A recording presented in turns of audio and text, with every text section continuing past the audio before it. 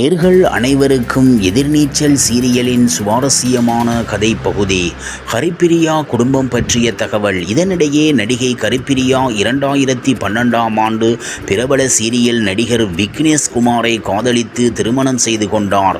இவர்களுக்கு ஒரு மகன் உள்ளார். பின் திடீரென்று விவாகரத்து செய்வதாக இவர்கள் இருவருமே அறிவித்து இருந்தார்கள். பிரிவுக்கு பிறகு ஹரிப்பிரியா தன்னுடைய கேரியரில் அதிக கவனம் செலுத்தி வருகிறார். தற்போது இவர் தொகுப்பாளர், நடிகை என பிஸியாக இருக்கிறார். அந்த வகையில் இவர் சன் டிவியில் ஒளிபரப்பாகி சூப்பர் ஹிட் கொடுத்து வரும் எதிர்நீச்சல் சீரியலில் நடித்து வருகிறார். இந்த தொடர் மக்கள் மத்தியில் நல்ல வரவேற்பை பெற்று வருகிறது. இந்த சீரியலை சிறியவர்கள் முதல் பெரியவர்கள் வரை என பலருமே விரும்பி பார்த்து வருகிறார்கள். தற்போது இந்த சீரியலில் சொத்து டிராக் தான் சென்று கொண்டிருக்கிறது. ஜீவானந்தம் முழுவதும் சொத்தை தன் பேரில் மாற்றிக்கொண்டார். இதனால் ஆத்திரமடைந்த குணசேகரன் ஜீவானந்தத்தை கொல்ல திட்டமிடுகிறார்.